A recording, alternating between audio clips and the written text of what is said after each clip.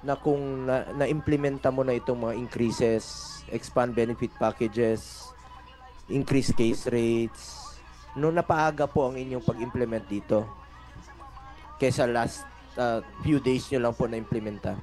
Naniniwala ka ba na hindi kayo magkakaroon ng excess funds at hindi kukunin ng National Treasury?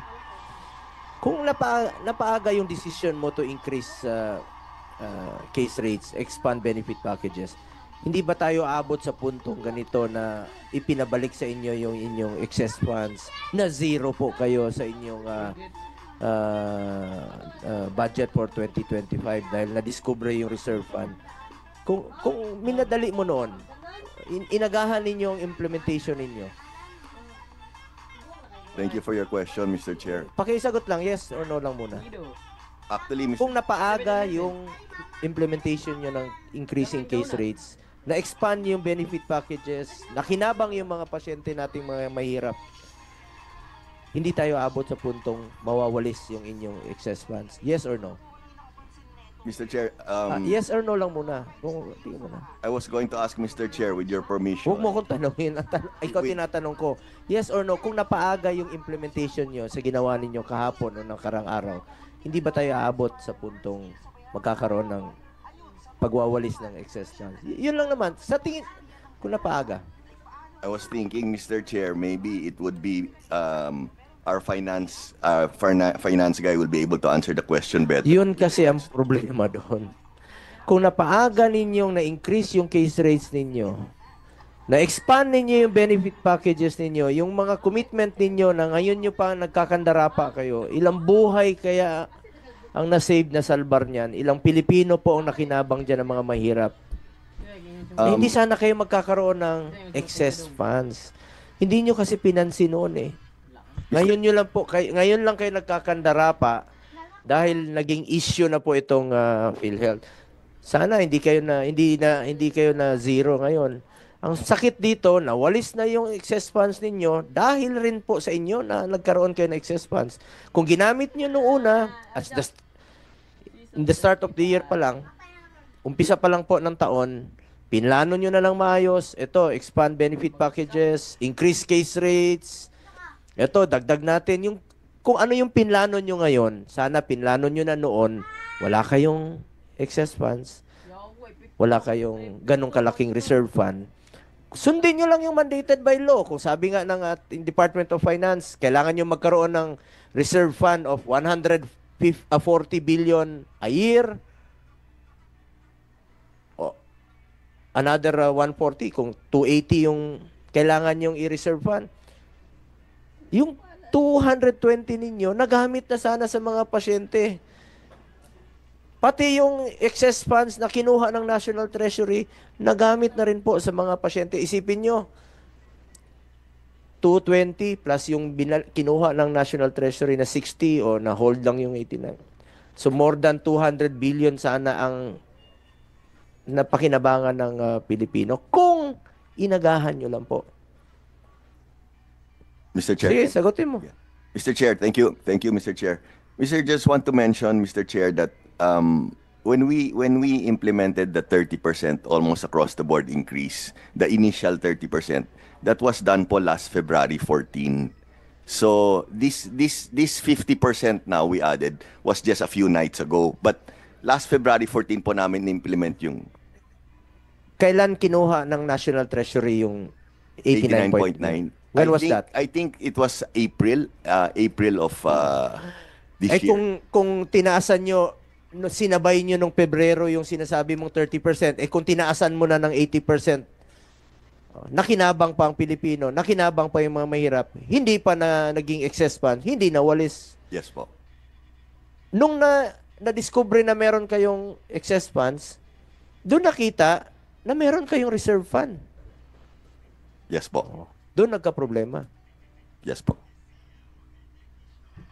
Attorney Eli.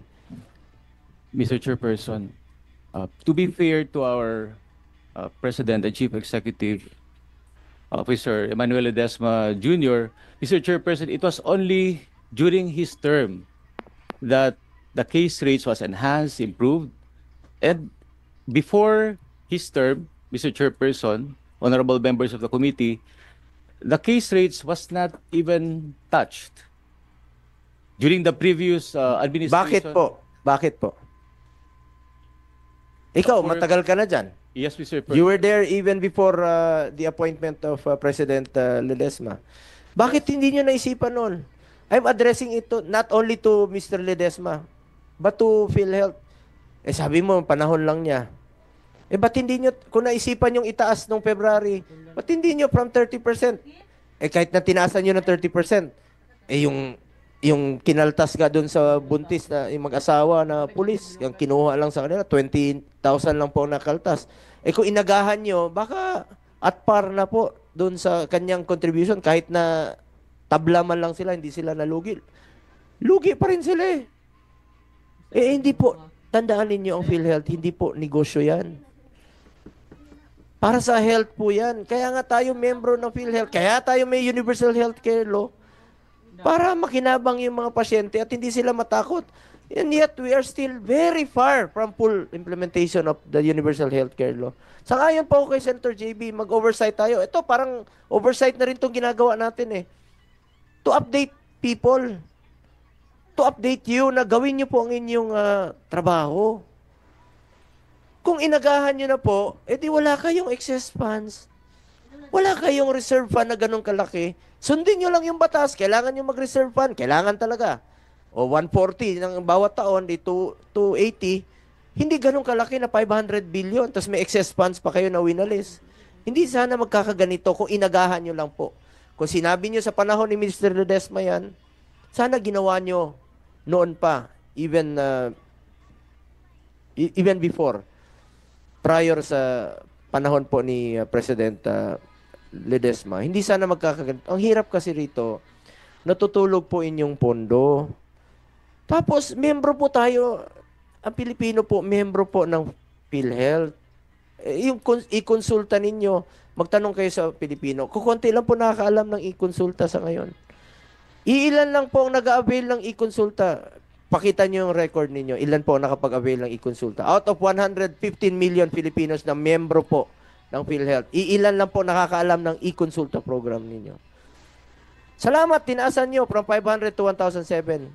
Tama naman, taasan nyo pa. Pero ilan po ang nakakaalam? Napaka-unfair naman po sa Pilipino na nagko-contribute yung iba sa atin. Tapos hindi naman napapakinabangan. Ulitin ko, hindi ang PhilHealth hindi po negosyo 'yan. Hindi po kayo nandiyan dyan para kumita yung PhilHealth. Andiyan dyan yung PhilHealth to ensure makampante yung pasyente. Hindi matakot magpa-hospital yung pasyente. At kampante silang magpa-hospital at tutulungan sila ng PhilHealth at ng gobyerno. Tandaan nyo, isang beses lang tayo dadaan sa mundong ito. Mr. Chair, with your indulgence, in line with your issue, yung pong participation, kasi yan, I think yun yung pinupunterya ng ating chairman, ano pa ba ang dapat gawin, kailangan, aside from yung case rates na sinabi nyo, in-adjust nyo na ngayon. So do you, siguro si Mr. Ledesma or Mr. Attorney Santos can answer, halimbawa ho, may na-hospital, 100,000 ang babayarin. Para sa mga ordinaryong may hirap, napakabigat niyan. Kaya nga natin pinasa to para nga hindi na lalapit sa politiko, sa PCSO, sa PAGCOR at kung saan-saan. Ngayon, sinasagot 8,000, 7,000, 100,000.